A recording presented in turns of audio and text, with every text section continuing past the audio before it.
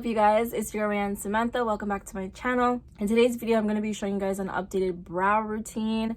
You guys often ask me how I do my brows, so I'm finally on here to show you guys how I do my brows. If you haven't already, go ahead and hit that subscribe button down below and hit that post notification bell so you know when I post new videos. Without further ado, let's get started on this video. Okay, so usually I only use my MAC eyebrow styler, but lately I've been going in with my Anastasia Dipbrow pomade in Ebony. So this is what it's looking like. This is the Dipbrow and this is the MAC pencil. I use the color Stud. I really don't know if you guys can read that, but whatever. I'm using the color Stud. This is what it looks like. It's pretty small and it's easy to define your brows with this size of pencil. Sorry, I should tell you guys, it also has like a spoolie on the end. So what I'm gonna do first is I'm just gonna start brushing up my brows.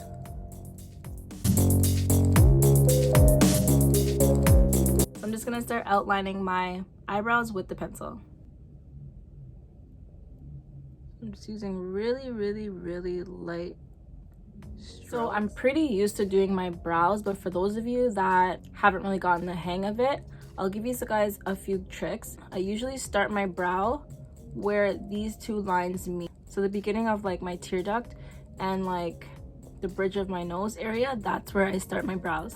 The arch of my brow is pretty much lined up with the end of my pupil. So that's the highest part of my brow.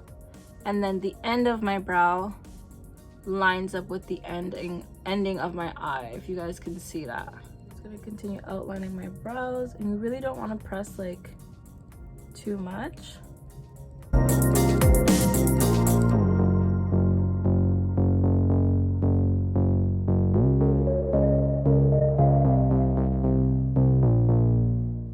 So this brow is always disrespectful. I have a scar in this brow, and I don't know why, but she never is cooperating, so I always have to like go back and try and match them up.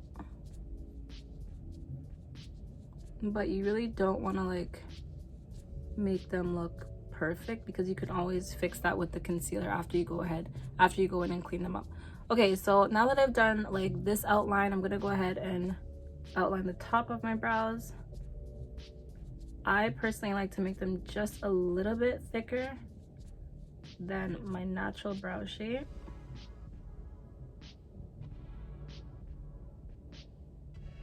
So as you can see, I'm going a little bit above. And then I'm just gonna meet down at the tail. So I'm gonna do the same thing for this brow. So I just realized, you guys, just as a side note, your girl's edges are leaving. Like, I really need to get some black castor oil action going on, because like I can't be doing the no edges life. So I'm gonna try and document this journey for you guys, but I definitely need to do something before they are gone. So I'm just using the spoolie to brush in the product to my brows so that it looks as natural as possible, and then I'm going ahead and just fixing up the front of my brows and filling them in a little bit more before I go ahead and add my Dipbrow. So next I'm going in with my Dipbrow. I'm using the color Ebony. So I'm taking my Morphe 215 brush, and it is just a small angled brush, and I'm just gonna dip it into my Dipbrow. This one's fairly new, as you can see. And then I'm just gonna lightly, very lightly, start feathering out the front of my brows.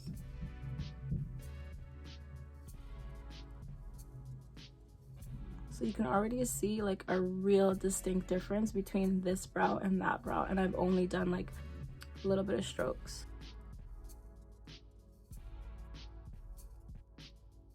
So as you can see, it just kind of fills my brows in and makes it look more like just a voluptuous brow, if that's a word that we can use to describe brows. On like my natural days, I will go in and just kind of clean this up, but I do like a more fuller brow. So that's what my brow is looking like right now.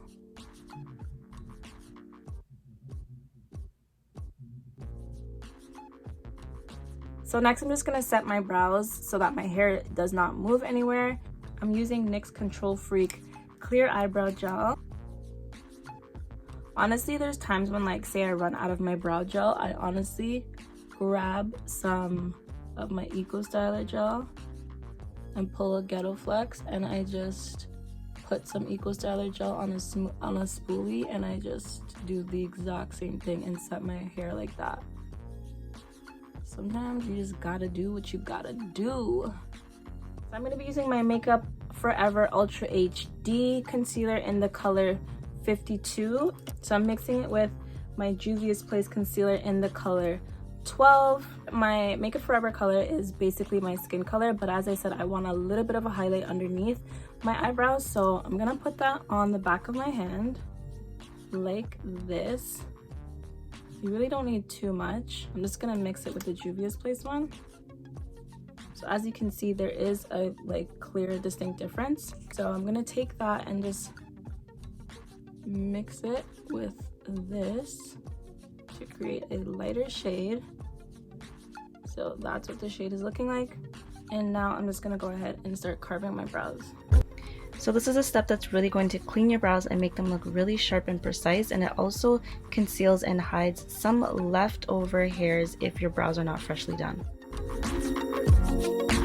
So this is how it's looking. Next I'm just taking my, I think it's a Real Techniques brush. Yeah, it's a Real Techniques like buffing brush, and I'm just gonna start buffing that out.